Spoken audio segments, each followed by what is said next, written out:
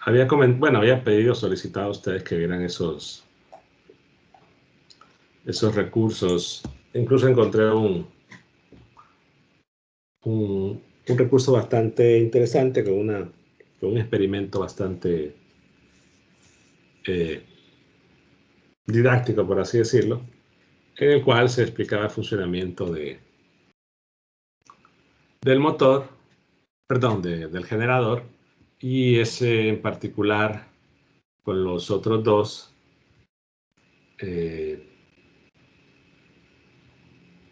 los tres, perdón, que estaban en el aula virtual, complementaban, ¿no?, la idea general de cómo la ley de inducción de Faraday es vital, ¿no?, en la idea del motor y la idea del generador, perdón. Entonces, lo que puede comentarse en los dos casos, a modo de resumen, esperando que ustedes en efecto hayan visto todo lo que se les pidió que hicieran, que se puede tener una situación para la cual una variación de un campo B se produzca por el hecho de estar girando, ¿no?, imanes, aunque ahí en el último video solo eran, creo que eran 4 y estaban fijos. De repente hay otros sistemas que el diseño o la forma de colocar los imanes podría cambiar. Pero ahí el movimiento mecánico es mover los imanes. En el caso del generador, evidentemente lo hace en el video que está en el grupo de Telegram, se hace con el movimiento con la mano. Hay embobinados, o también se podría mover el embobinado manteniendo el imán fijo, y esas dos circunstancias, pero con un movimiento mecánico, mover los imanes, mover el embobinado, al final de cuentas produce un flujo variable y eso genera la corriente inducida. Eso para el caso del generador. Para el caso del motor es similar, ¿no? El uso de una corriente variable en el tiempo, se produce una corriente variable en el tiempo, eso produce un flujo variable, solo que el movimiento en el caso de motor se da por otro factor que ya vamos a detallar.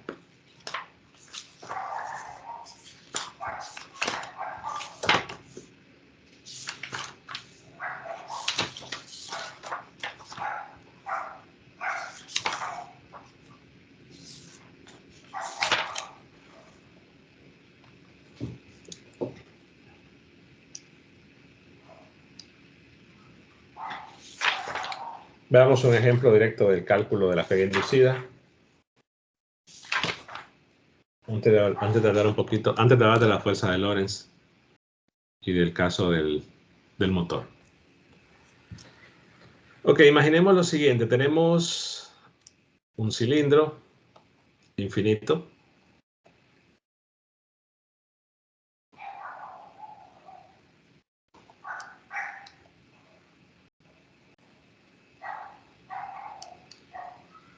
De radio A.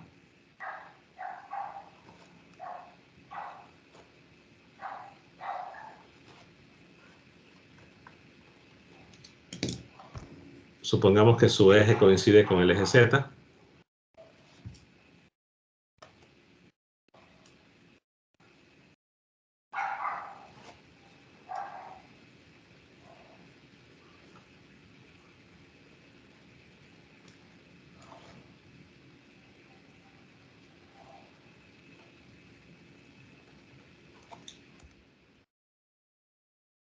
Y que tenemos otra espira, perdón, aquí tendríamos que decir que hay una densidad J.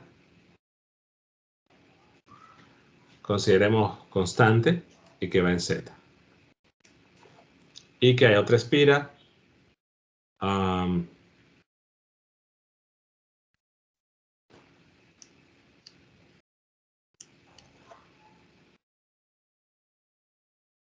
Bueno, voy a poner el primer caso, que no es el mismo del libro, pero es un caso bastante simple, que es una espira rectangular que está en un plano phi constante, que está a una distancia b del eje Z, b evidentemente mayor que a, hay una distancia c,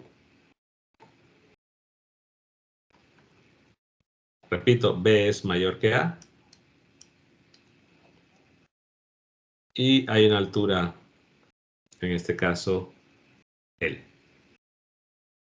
Perdón, no voy a usar la letra L por inductancia, H, digamos. H minúscula.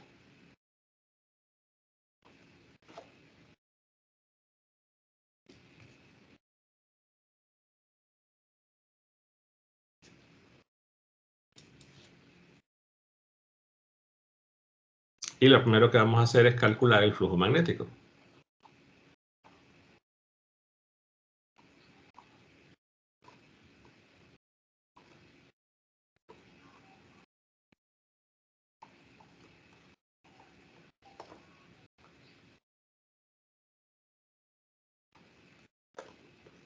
Calcular el flujo magnético sobre la espiral rectangular.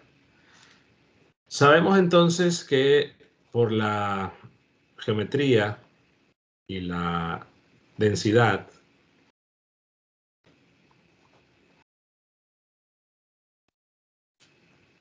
y espero que en el examen lo hayan colocado así, el campo B que produce el cilindro infinito depende de ρ y va en phi. Evidentemente hay una densidad de carga, o sea, hay una densidad de corriente, hay carga moviéndose y eso produce un campo B. En la espiral rectangular no hay ningún tipo de, o al menos hasta el momento, no hay ningún tipo de movimiento de carga. Claro, es decir, es un camino cerrado, pero en él no hay ninguna ninguna diferencia de potencial o algo que produzca un movimiento de carga, al menos no por los momentos. Nos piden el flujo magnético sobre esa espira. Sabemos que esta espira está en un plano phi constante. Pueden colocarla en el eje, en el plano y z si quieren. Pero lo importante es que el campo B, como va en phi, y la espira está en un plano phi constante, entonces si el J va en dirección positiva de z por la regla de la mano derecha, o por la dirección más bien por la dirección que ya sabemos, el campo B estaría entrando perpendicular al área que encierra la espira rectangular. Visto desde arriba,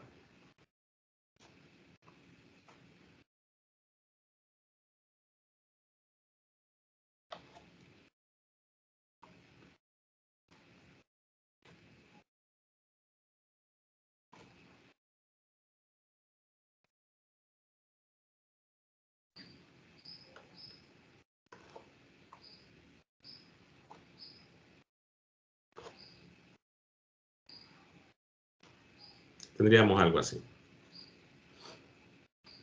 Entonces el flujo simplemente es la integral de B punto de dA. El J es constante. Entonces, por las condiciones que ya sabemos, se puede calcular directamente el campo B, pero es necesario calcular B primero. No, si no tenemos B, no podemos determinar el flujo.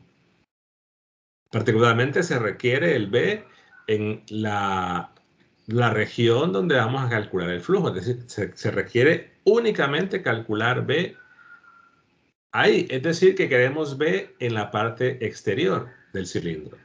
Evidentemente se puede calcular B en la parte interior del cilindro, pero ese cálculo, si no nos lo están pidiendo o no lo necesitamos, pues particularmente no hace falta calcularlo. O sea, solo se requiere B en la parte exterior.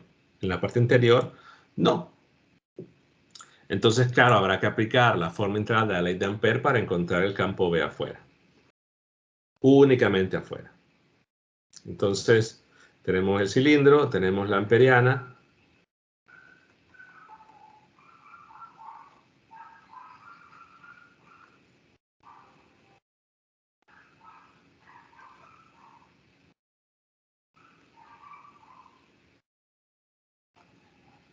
Y al aplicar la forma integral de la ley de Ampère, el B punto de dr es igual a mu sub 0 corriente encerrada.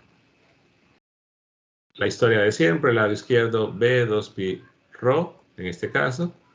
En el otro sería mu, la corriente encerrada, es la corriente que atraviesa la amperiana, su interior o frontera, y es básicamente debido a la densidad J, que únicamente atraviesa la amperiana en lo que tengo marcado en rojo. Como el J es constante, entonces sabemos que la corriente va a ser simplemente el producto de la densidad por el área, en este caso transversal, del cilindro, que es pi por a cuadrado. Se va el pi. Entonces el campo B en el exterior es igual a mu sub 0 j a cuadrado sobre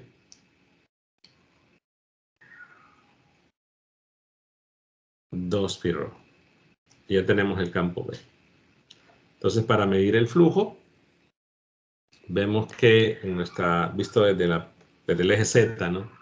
El diferencial de área que vamos a tomar sería el diferencial de área que va en phi, y ese diferencial en phi, recuerden que es d de rho, d de z en dirección de phi.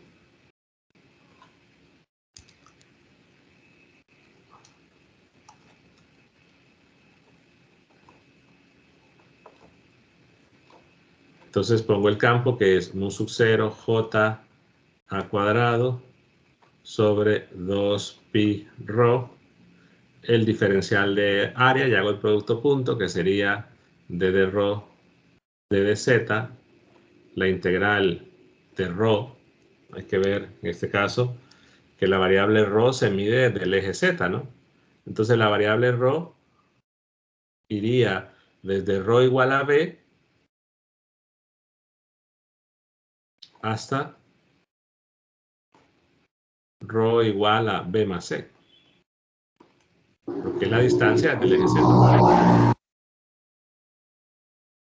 No sé si alguien va a preguntar algo. Ingeniero, el PIN no lo habíamos cancelado para cuando despejamos BEX. Tiene razón, sí. Ah, perdón, ya alguien más lo había escrito ahí.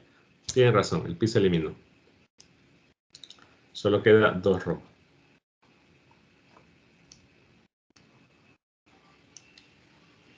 Entonces la integral de rho acabo de comentar que es de b a b más c.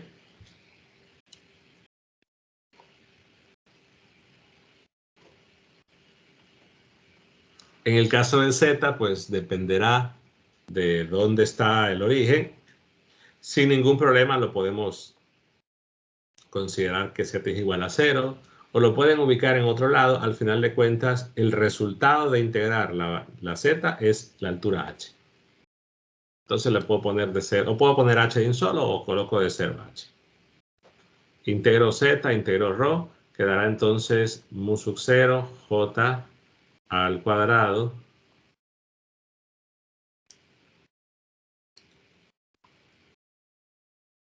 sobre, perdón, por el h sobre 2. Al integrar el rho queda un logaritmo, y logaritmo de b más c sobre b. Ese es el flujo.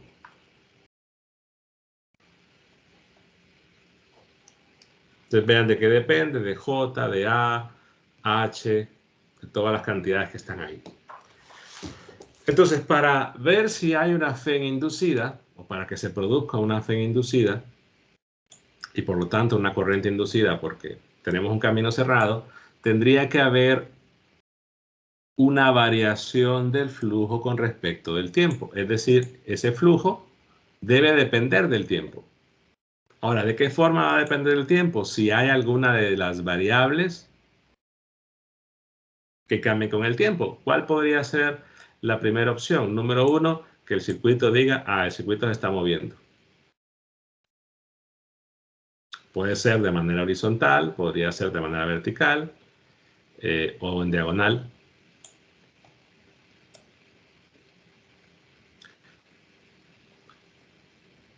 O que aumente el circuito alguna dimensión.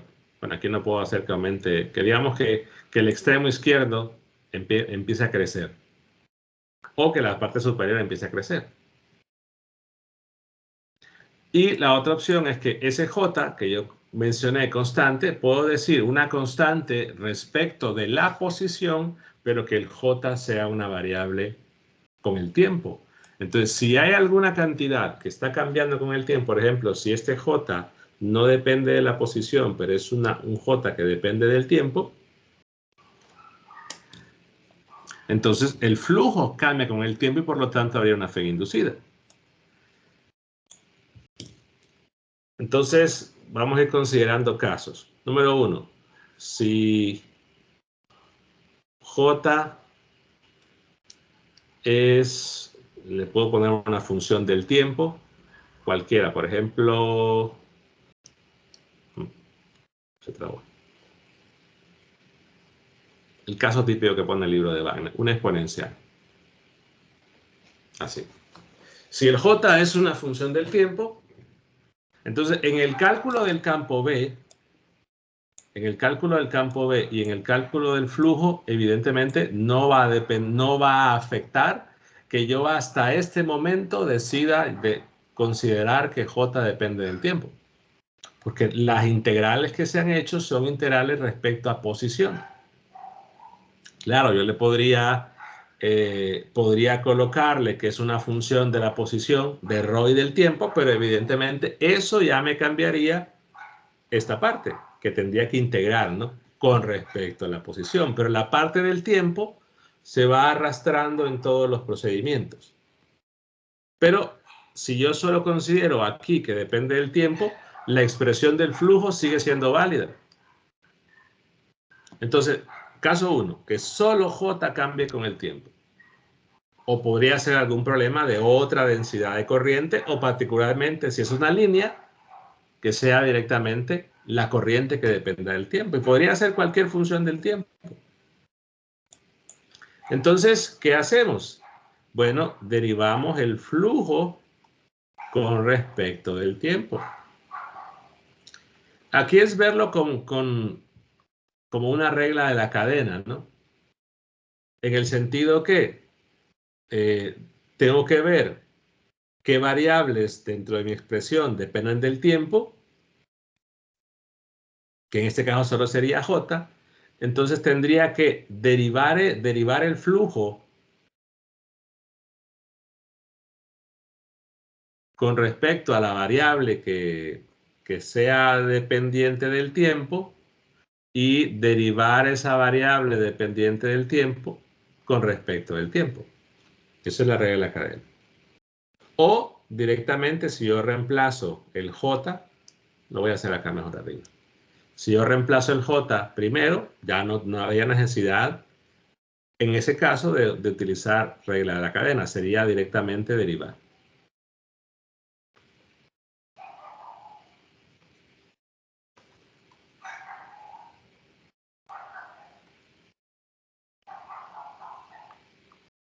Y la derivada del flujo con respecto del tiempo, al derivar la exponencial, quedaría mu sub 0, e a la menos t, a cuadrado h, logaritmo de b más c, sobre b,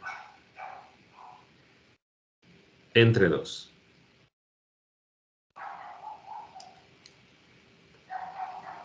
Entonces, la pregunta para ustedes, ¿esa es la razón de cambio respecto del tiempo?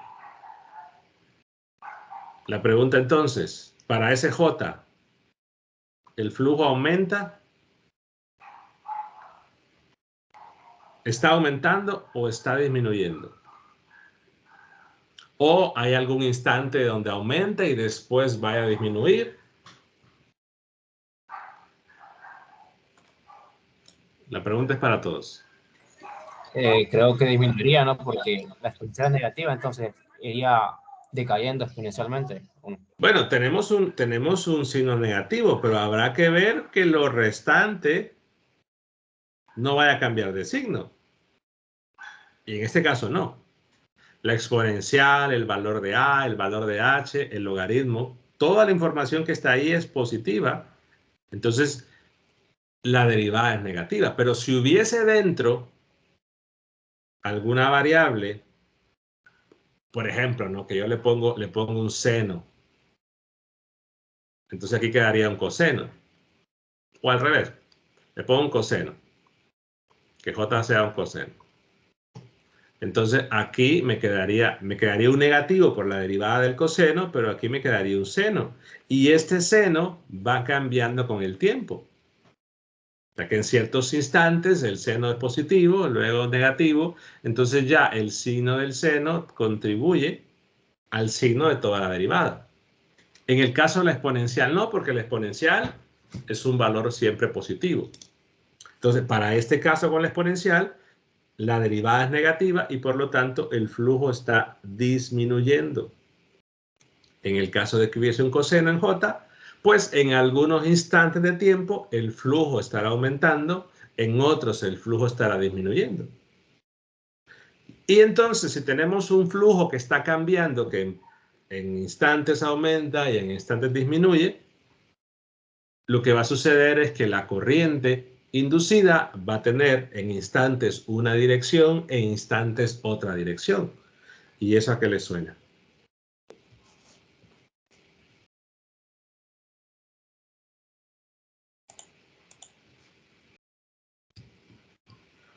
La corriente inducida será corriente alterna. Será corriente alterna, exacto. Y en este caso, al tener una función exponencial, será corriente directa. Si lo quieren ver en el sentido de que es el mismo valor.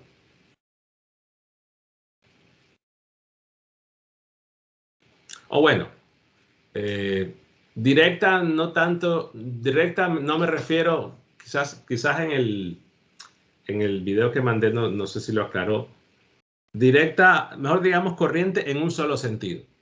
Porque a veces asociamos la palabra directa con constante, pero no.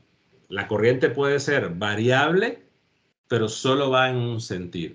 Y en el otro caso es la corriente es variable y va cambiando el sentido.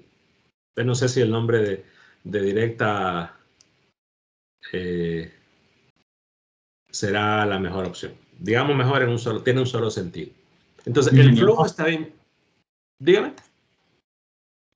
Ahí ese negativo está negativo porque ya se derivó o por el negativo que ya viene por la fórmula. No, aquí es por la derivada. Vean que no he puesto todavía fe en inducida. Estoy diciendo derivada del flujo.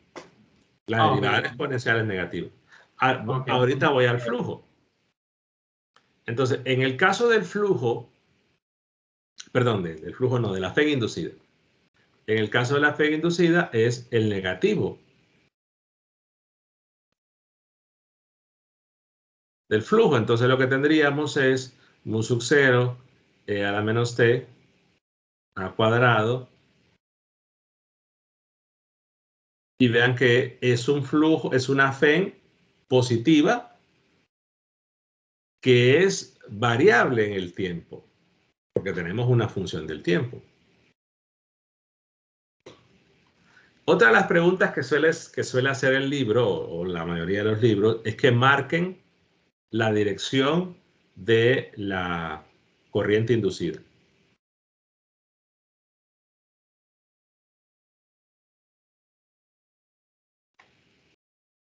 Entonces digamos que así como está en pantalla, las opciones posibles o la respuesta que uno podría decir es la corriente inducida va a ser en el sentido horario o va a ser en el sentido antihorario. ¿Cuál sería la dirección de la corriente inducida? Es un camino cerrado, hay corriente inducida. Sentido horario. ¿Sería horaria o antihoraria? Horario. Los demás, hay como... ¿cuántos son? 18. ¿No sería negativo por el antihorario por el negativo, ingeniero?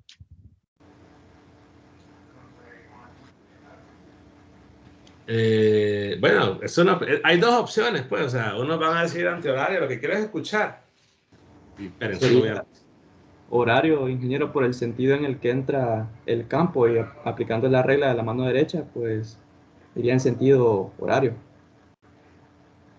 Ok, permítanme un momento, solo quiero un poco de agua. Ya regreso, mientras lo piensan un poquito con detalle.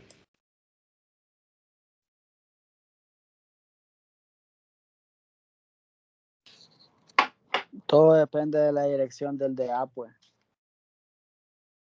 Sí, el diferencial de área, como el campo va entrando, se elige de modo de que sea positivo. Es horario, porque porque la derivada... Es que si la P inducida es positiva, el flujo disminuye. Entonces, pero de igual manera, o sea, es más fácil verlo de la manera del diferencial de área, porque ya ver si el flujo disminuye o aumenta, creo que es más complicado, al menos a mi parecer. Yo me guío por lo que es el diferencial de área, y en este caso, como el campo va entrando, entonces... No, porque la derivada es negativa, o sea, porque o sea, nos queda positivo y luego con la derivada nos queda negativa, entonces sería antihorario esto. No. Bueno, Horario. bueno, vamos a ver. Una cosa es el campo B, que está produciéndose por el cilindro en este caso. Ese campo B está produciendo un flujo que claramente me respondieron que disminuye. Vean que el campo B va en dirección del diferencial de área. No tiene, lo decía en la clase de ayer o antier, que no tiene nada que ver, o no necesariamente es la respuesta en base a que el campo B tenga la dirección del diferencial de área. El flujo que está produciendo ese campo B con ese J que cambia con el tiempo es un flujo que disminuye. Entonces, el campo B, por la corriente inducida, tendría que producir un flujo que busque compensar o que busque balancear. O sea, el B del cilindro está haciendo que el flujo disminuya con respecto a ese diferencial de área. Entonces, el B inducido tendría que hacer o que producir un flujo que aumente de acuerdo a ese diferencial de área. Basados en eso, cambia su respuesta si es horario o antihorario. Antihorario. Antihorario. Yo digo que es horario. Bueno, Horario. Sí, es antihorario.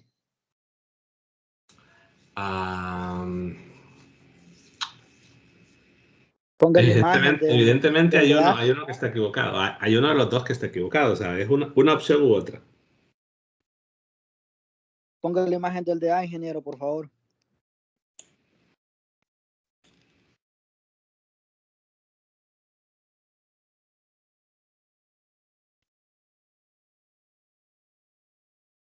Con ese campo, el flujo disminuye, dijimos, ¿verdad? Uh-huh. Entonces, para equilibrarlo, Horario. debe de inducirse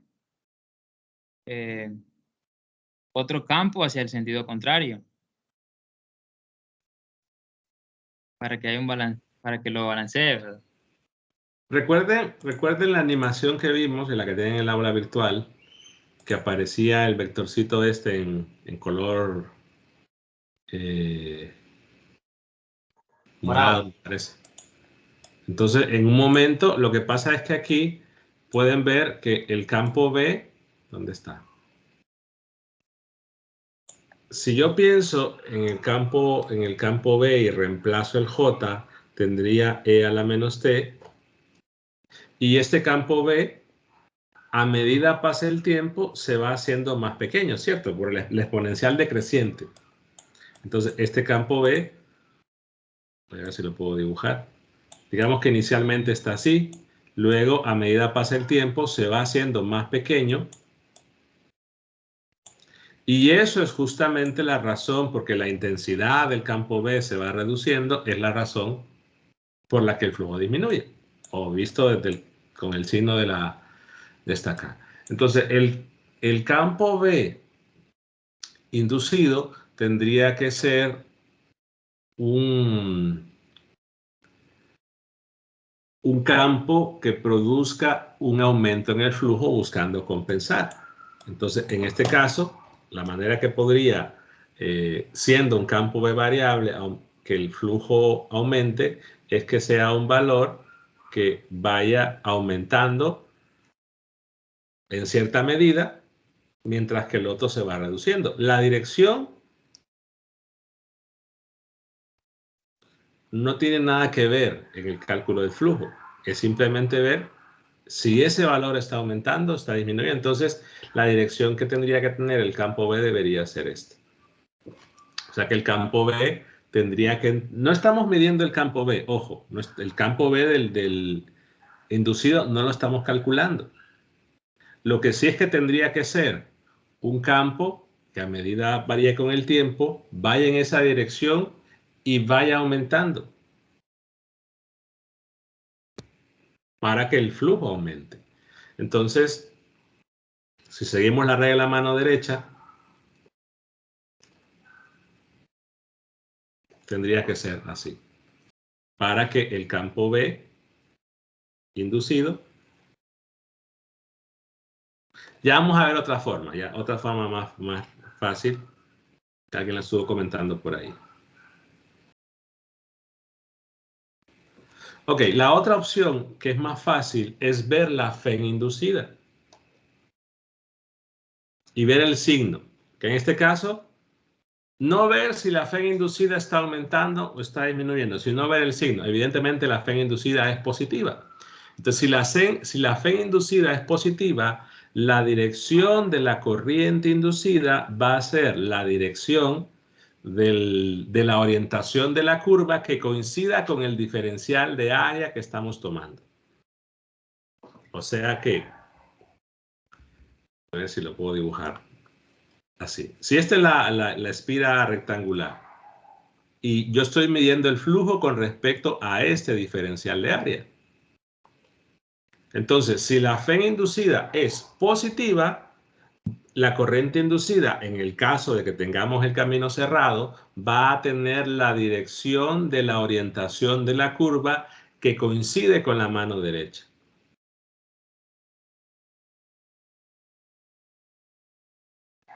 En cambio, si medimos el flujo, calculamos la FEN inducida y por la razón que sea nos quedó negativo. Bueno, escuchando. Dígame. ¿Perdón?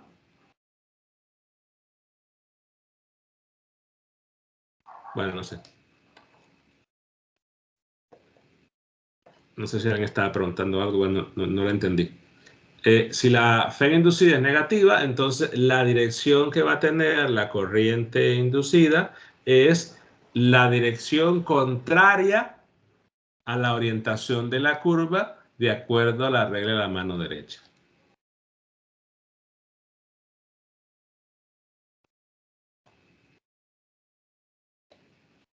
Y es una opción más fácil. Pero claro, lo que está en pantalla, es decir, el cálculo que está ahorita, la dirección de la que está ahorita es para la primera opción, que hay una dependencia del tiempo. ¿Preguntas hasta ahí? Ingeniero, me causaba curiosidad el hecho de que, es decir, si nuestra densidad al principio fuera en phi, no tenía ningún efecto en el, por así decirlo, el circuito que tenemos afuera, ¿no? Porque como dijimos de que el campo B en esos casos era 0, ¿o me equivoco?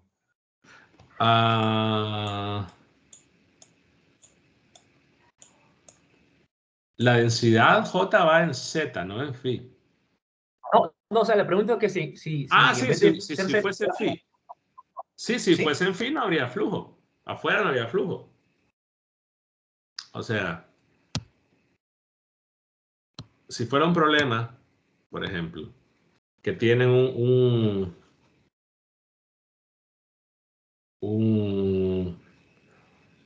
vamos a ver, un solenoide o algún problema, pensémoslo así, que hay una densidad acá que va en phi.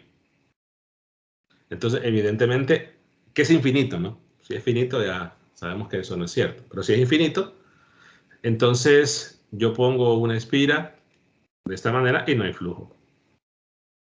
Porque el campo B es 0. Y si la pongo de esta forma, ¿habrá flujo?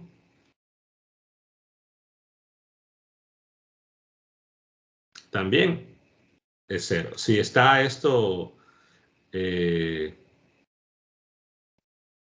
completamente contenido o paralelo a un plano, al plano YZ, porque recuerden que el campo B va así. bueno, va en Z o negativo Z, dependiendo de cuánto sea acá, pero si acá es positivo, entonces el campo B así, entonces habría una fe inducida si coloco algo, por ejemplo, así. Y claro, si tengo variable con el tiempo, o sea, en esta opción sí habría flujo. Ahora, que cambie con el tiempo dependerá de otra cosa, pero ahí se habría. Pero si fuese afuera, no tendríamos flujo. O sea que puede estar ya sea arriba o abajo, pero en dirección Z, igual la superficie donde queremos calcular el flujo, ¿no? Sí. Al final yo la debo colocar en algún lugar donde haya el efecto de un campo B para que tener flujo. En todo caso, lo que puede pasar es que esta la puedo poner a girar, así. Y en algún momento, cuando esté de esta forma, ahí no habría flujo. Pero mientras siga girando, ya cuando se oriente de forma diferente, sí lo habrá. Pero esa es otra opción. Pero si la colocamos fuera, no hay flujo, ni siquiera hay flujo. Pues no tendría sentido plantear algo de corriente inducida en el otro caso. Siguiente variante. Consideremos que J no depende de nada, pero que la espira rectangular se mueve hacia arriba a una velocidad v.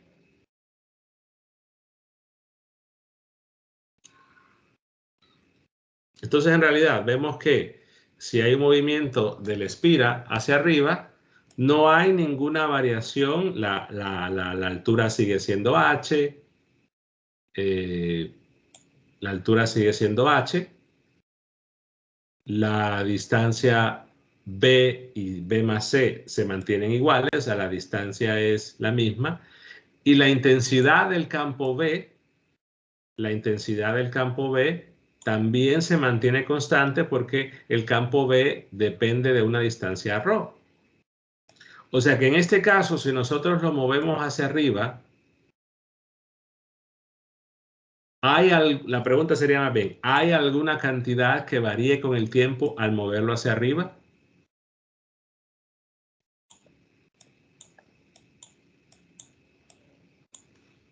En realidad hay una cantidad. Y para verlo claro, pensémoslo así.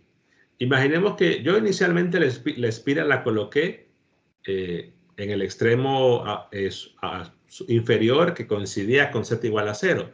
Pero imaginemos que no, que yo la coloco a una distancia v. Entonces, si la espira se mueve de manera vertical hacia arriba a una velocidad v, entonces esa velocidad v es, le voy a poner otra letra mejor para que no me quede de D mayúscula. Entonces, esa velocidad es la derivada de D con respecto del tiempo en dirección de Z. Es decir, si yo voy moviendo la espira, lo que va cambiando con el tiempo es la distancia D.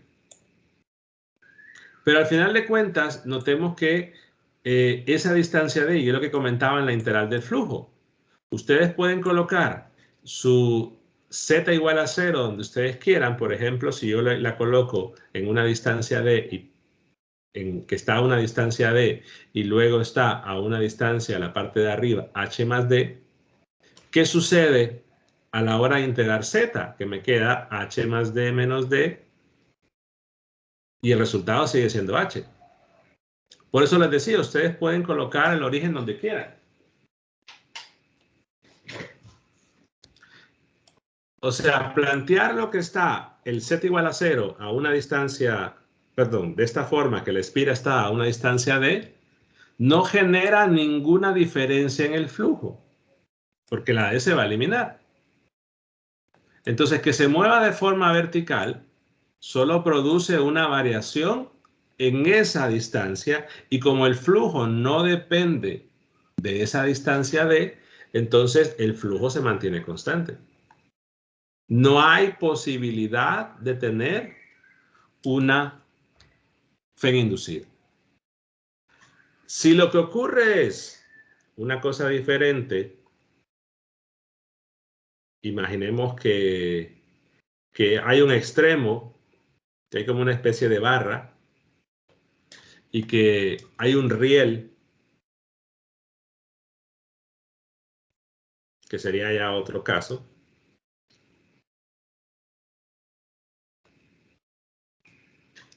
Y ese riel es el que se va a mover. Me deja mover solo.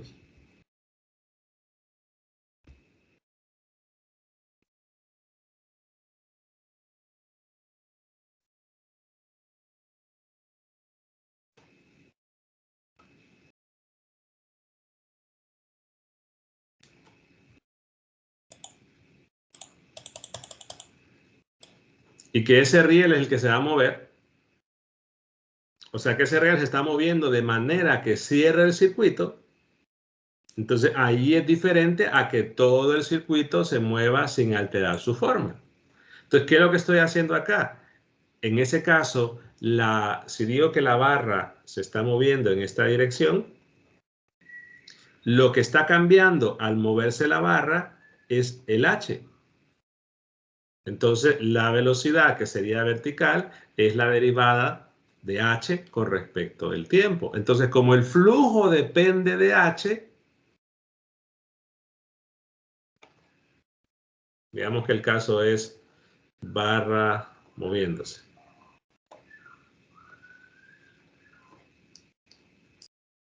Como el flujo depende de h, entonces ahí hay una variación del flujo. Y eso también se puede ver por el hecho de que el área al moverse esa barra que cierra el circuito, el área en la cual está encerrando o estamos calculando el flujo va aumentando, o si se mueve en la otra dirección iría reduciéndose. Pero entonces la variación del flujo se produce por esta variación de área. Y en el otro no, porque ese es el circuito que se mueva sin alterar su forma. Aquí evidentemente hay una alteración de la forma del circuito, pero como tengo el flujo calculado, yo puedo ver que la alteración se da modificando únicamente la h. Y lo que comentaba ayer, que cuando teníamos esta expresión, déjenme ver acá, en esta expresión no hay forma de considerar o de analizar a partir de esto una variación del flujo. Perdón, una variación del flujo debido a una variación de la forma del circuito. Entonces, ¿qué hago en ese caso? Tener el flujo ya calculado y decir, bueno, si cambia la h, entonces el flujo va a cambiar. ¿Y qué hacemos para calcular la FEN inducida en este caso? Pues derivar con respecto del tiempo. Entonces, la derivada del flujo con respecto del tiempo, dado que aparece h, es entonces derivar el flujo con respecto de h y luego derivar h con respecto del tiempo. Pero esto es la velocidad v. La componente, la dirección evidentemente ya dijimos que es hacia arriba. Entonces, ¿qué hacemos al derivar h el flujo con respecto de h? Bueno, como h está a la 1, básicamente el h desaparece.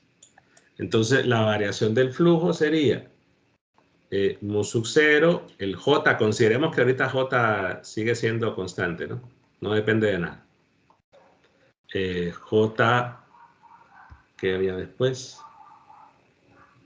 A cuadrado sobre 2 logaritmo de b más c sobre c, perdón, era sobre b. Derivé con respecto de h y multiplico por b, por regla de la cadena. ¿Qué va a suceder entonces? Que el flujo, en este caso, está aumentando.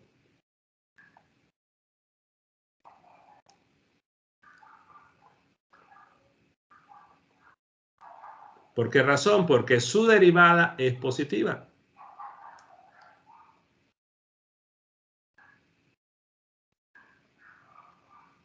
estarán de acuerdo que toda esa cantidad es positiva. Entonces, si vamos en este caso a marcar la dirección de la corriente inducida,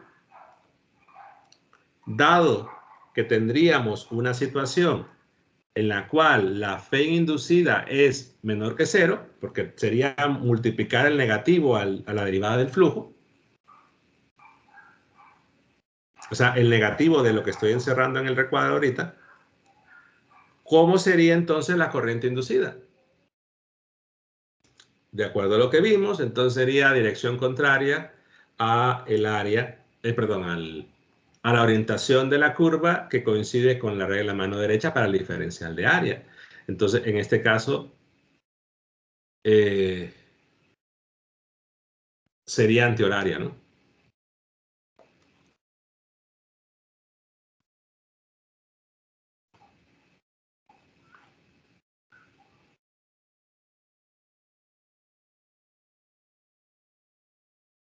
¿Qué podría suceder ahora? Pues empezamos a combinar cosas. Podría suceder que tengamos acá la combinación de que J sea variable con el tiempo y que la barra, que sea el circuito pero con la barra, también se mueva. Entonces tendríamos dos cosas que dependen del tiempo. ¿Y cómo tendrían que derivar? Bueno, aplicar regla del producto. Como tienen dos funciones, están derivando con respecto del tiempo, sería aplicar regla del producto. Y cada vez que se vaya a derivar h, o lo pueden ver con la regla de la cadena, pero siempre viendo regla del producto, pero cuando hacen la derivada de h con respecto del tiempo, entonces tendrían que eso es la velocidad v. Entonces, si se mueve solo el circuito hacia arriba, sin alterar su forma, el flujo es constante y no va a existir fe inducida, ni mucho menos la corriente inducida.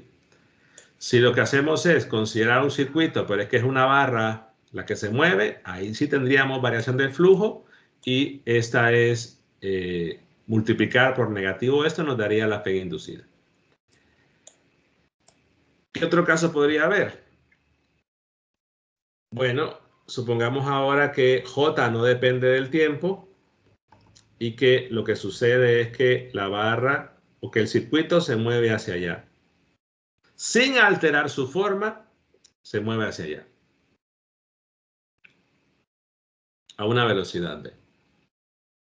Entonces, ¿qué sucede? ¿Qué variable es la que va cambiando de acuerdo a la imagen que vuelvo a colocar acá? ¿Qué variable es la que va a cambiar? Si el circuito se mueve sin alterar su forma.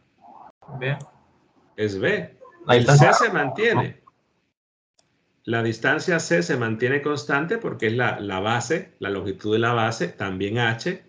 Entonces, en este caso, v va a cambiar con respecto del tiempo. Y si el flujo depende de v, que en efecto depende de v, entonces si v cambia con respecto del tiempo, el flujo cambia con respecto del tiempo. Entonces, ¿qué hacemos para calcular la fe inducida en ese caso? Vuelvo a escribir el flujo para no estar moviendo la pizarra.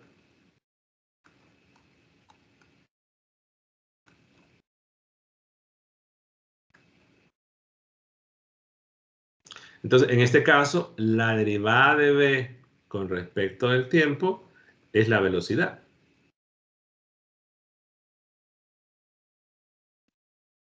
C se mantiene. Entonces, ¿qué hay que hacer? Bueno, hay que aplicar regla de la cadena y derivar. En este caso, la derivada del flujo con respecto del tiempo es igual a la derivada del flujo respecto de v por la derivada de v con respecto del tiempo, pero esto es la velocidad. Entonces hay que derivar con respecto de v. Para derivar quizás convenga, evidentemente, escribir ese cociente de logaritmos como una resta, ¿no? Entonces, ¿cómo va la derivada? Todo lo que está al frente, que es mu sub 0 j a cuadrado h sobre 2, es constante. Al derivar, la derivada del logaritmo con respecto de b es 1 sobre b más c menos 1 sobre b multiplicado por la velocidad. Podemos reducir un poco eso porque en realidad nos interesa saber el signo de esa derivada, porque el signo de esa derivada nos está diciendo si el flujo está aumentando o disminuyendo.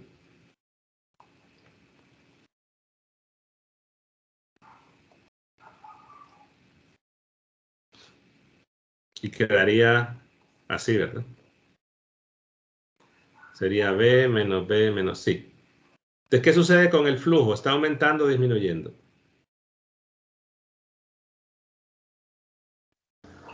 Disminuyendo. Vean que para ver el signo tuve que hacer la simplificación de esto. Y la derivada queda negativo. Entonces, el flujo está disminuyendo.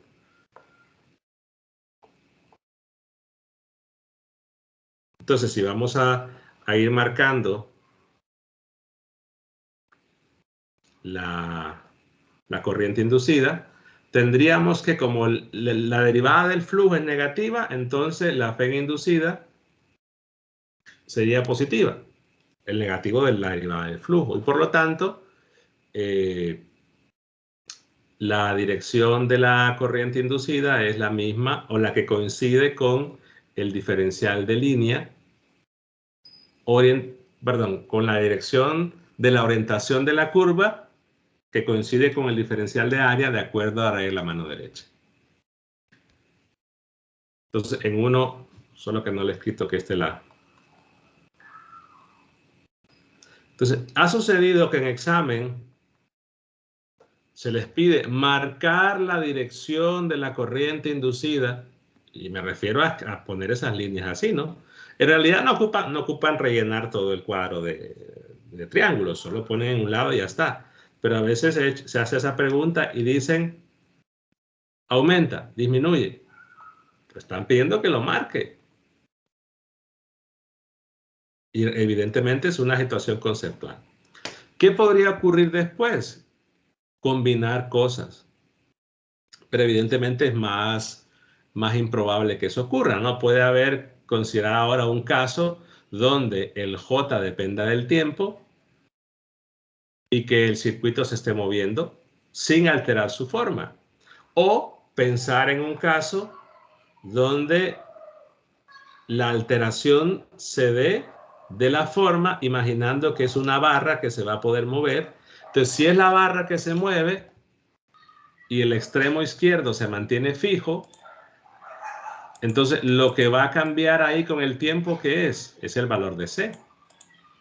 Solo C. Entonces, habría que derivar con respecto de C, o C es lo que va a cambiar con el tiempo, y también ver la opción de J. Esos son, digamos, las ideas generales.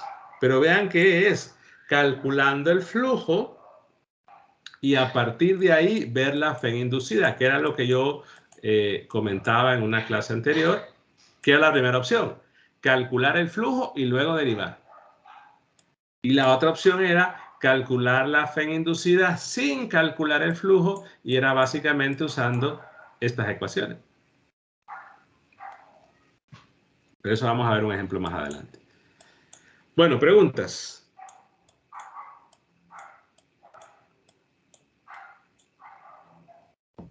Ingeniero, Dígame. para calcular el flujo, en las integrales los límites siempre van a ser de donde queremos obtener el flujo, ¿verdad? Que en este caso sería del circuito del cuadrado que tenemos ahí. Sí, o sea, si ustedes miden un flujo de un campo sobre una superficie, entonces este campo lo está produciendo evidentemente un circuito, que suele llamarse el circuito fuente. Y la superficie que no tiene por qué ser un circuito, en realidad puede ser cualquier superficie, se va a definir de acuerdo al problema. Y los límites es de acuerdo a la geometría que tenga ahí. Ahora, la superficie, en este caso, puede ser una superficie imaginaria y puede ser la superficie que encierra otro circuito. Evidentemente, en el caso que sea la superficie que encierra otro circuito, es en el que se puede dar la posibilidad de tener una corriente inducida si el flujo sobre ella cambia con el tiempo. Entonces, por ejemplo, si queremos ver si hay una fe inducida sobre un circuito, yo calculo el flujo sobre él. Y los límites de integración, si esa era la pregunta, quedan definidos de acuerdo a la geometría de la región donde estoy integrando. ¿Más preguntas? Entiendo. Y en el caso de que vimos que es un circuito y una barra que se va moviendo, los límites, ¿cómo serían? No, es que notemos que nosotros ya tenemos el cálculo en términos de parámetros B, C y H. Al final de cuentas, que aumente una dimensión u otra no altera la expresión del flujo. Simplemente hay una distancia h, es decir, yo digo, en cierto instante de tiempo hay una distancia h, pero esa h puede cambiar con el tiempo, pero al final de cuentas, en la expresión matemática me queda h. Después que diga que la barra hay una distancia c, entonces esa, si la c es una barra, la distancia c cambia con el tiempo y ya la integral queda en función de c. O sea, lo que hacemos es fijar en un instante y ver cuáles son las dimensiones en ese instante y al final esas dimensiones cambian con el tiempo, pero en realidad en la expresión del flujo no hay ninguna modificación. Solo es ver a la hora de derivar cuál de esas variables está cambiando con el tiempo. Entonces podríamos decir que a la hora de calcular el flujo, en las integrales no tomamos en cuenta los cambios que hay en el tiempo. Sí, es como decir, suponemos que en cierto instante la distancia vale h, la distancia vale c y todo lo dejamos fijo en un instante y después analizamos cuál de esas variables cambia con el tiempo. Entendido. Muchas gracias, ingeniero. Bueno, ¿más preguntas? Ingeniero, Dígame. en este caso, el B inducido son las líneas del campo magnético que atraviesan el circuito campo, se podría decir. Esa es la dirección que tiene, a eso me refiero. Bueno, la dirección depende del circuito, ¿no? Pero, o sea, solo imaginemos el capítulo 14, que tienen una corriente así. Entonces saben que el campo que produce esa corriente, la corriente inducida, entonces sería así. Es de recordar el campo. En realidad el campo se puede calcular. Ahora, ¿cómo lo podríamos calcular? En primero, se requiere la corriente. Entonces puedo partir de la fe inducida y decir, esto es la resistencia por I inducida. Entonces, requiero la resistencia del circuito. Si me la dan, bueno, entonces la corriente inducida va a ser la fe inducida sobre la resistencia. Bueno, si tengo la corriente inducida, entonces ¿cómo encuentro el campo B inducido? Bueno, el campo B, de acuerdo al capítulo 14. Pero esta opción es más complicada. Porque de repente, recordemos que en este tipo de circuitos no podemos calcular el campo B en todo punto. De repente puedo calcularlo en el origen y en el origen está el resultado ya. Pero lo importante es, teniendo la dirección de la corriente inducida, me olvido del otro campo que produce el cilindro infinito y lo trabajo como un problema del capítulo 14. Entonces yo podría calcular el campo B inducido en un punto, en el centro, que es mucho más simple. No sé si aclara eso la duda. Sí, sí, la clara, pero a lo que yo me refería, que en este caso, o sea, la dirección del campo inducido es la que establece el sentido de la corriente inducida, o es el campo producido por la distribución. No, es la corriente inducida la que establece la dirección del campo inducido. Lo que pasa es que puede ser una corriente que vaya cambiando con el tiempo. Y puede ser también de que, por ejemplo, este campo B vaya creciendo con el tiempo, se vaya haciendo más, su magnitud vaya aumentando a medida que aumente el tiempo, o se vaya reduciendo. O en definitiva, la dirección sea al revés, pero también su magnitud vaya disminuyendo o aumentando con el tiempo.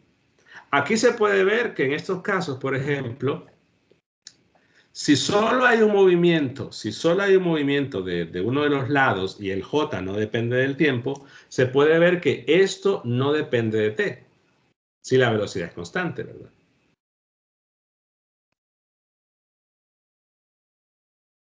En el otro problema que hicimos, que J dependía del tiempo, pues evidentemente la corriente inducida depende del tiempo. Entonces, si eso ocurre, que hay una dependencia del tiempo, no, lo que va a suceder es que la intensidad del campo B podría ir disminuyendo o aumentando, cambiando en general con el tiempo. Pero en este caso no.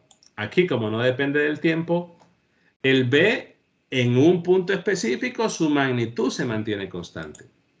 En otro problema podría ser que se va reduciendo, pero ya es calcularlo, es algo que no se va a poder pedir. De repente lo puedo pedir en el centro y sería, repito, irse a un problema del capítulo 14 a partir de conocer la resistencia.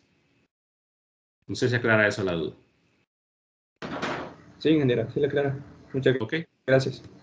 Ingeniero, en este problema, en el caso de que el circuito no fuera vertical y fuera horizontal, el flujo sería cero, ¿verdad? No. Sí, si estuviera en un plano, por ejemplo, plano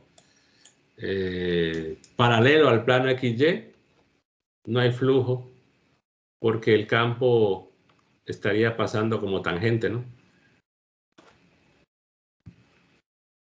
O sea, el diferencial de área iría hacia arriba y el campo iría así. Entonces, el producto punto daría, no habría flujo.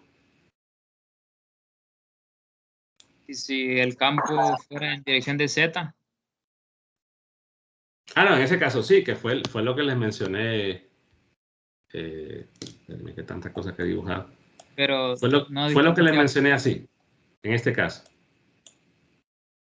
Que sería el caso de que es un K o una densidad que va en phi. Entonces, en este caso sí, el campo B va hacia arriba, pero tiene que estar adentro. Si está afuera, no. Porque afuera no hay campo. sí, esa era mi curiosidad. Afuera sería cero siempre el flujo, ¿verdad? Sí, afuera, si es Pero infinito y todo lo demás, si afuera no hay campo, entonces cualquier circuito que pongan afuera tiene flujo cero. Bueno, seguimos mañana entonces. Igual, cualquier duda que tengan, pueden hacerla sin ningún tipo de temor.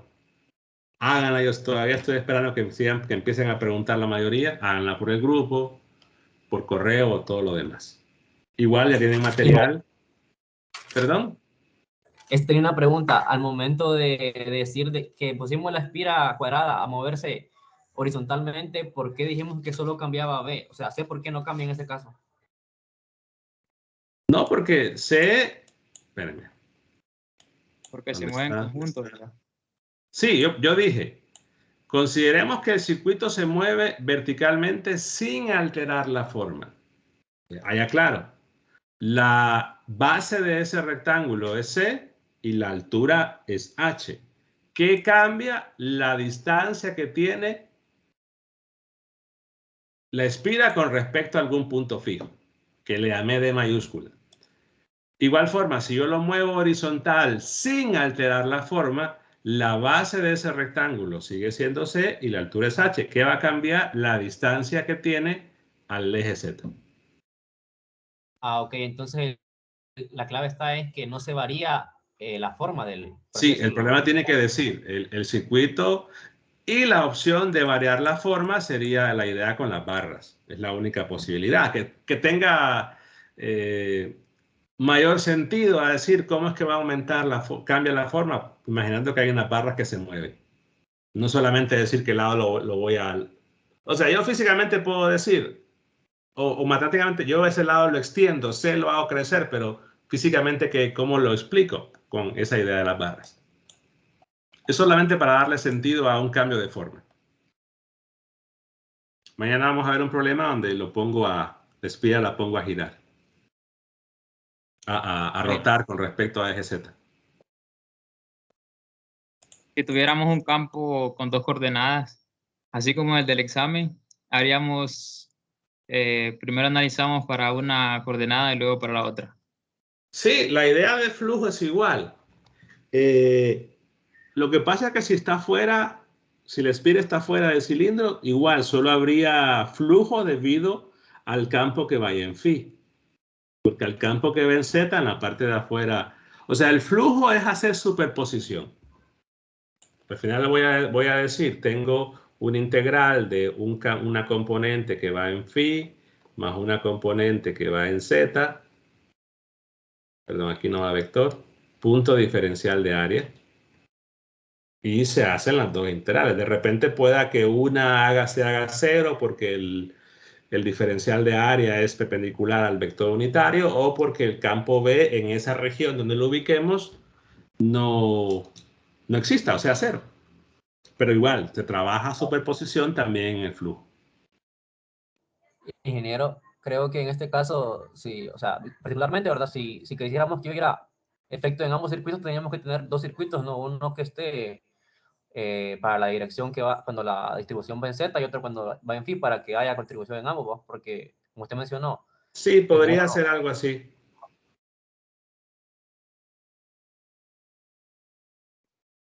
Así.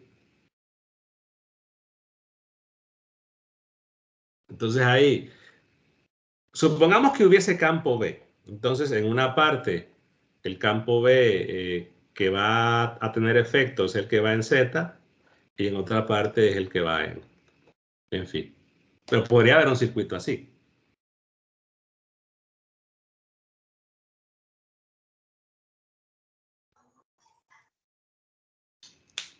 Bueno, ahí sí han preguntado bastante y eso, créanme que me alegra. ¿Más preguntas? No. Ok, avancen con los recursos. Claro. Ok, avancen con los recursos. Ahí, repito, estoy tratando de hacer ejemplos diferentes a los que están ahí para que la cantidad de información que tenga sea mayor. Bueno, nos vemos entonces mañana. Que pasen buenas noches. Ingeniero, Dígame. el viernes es prueba de campo A, ¿verdad?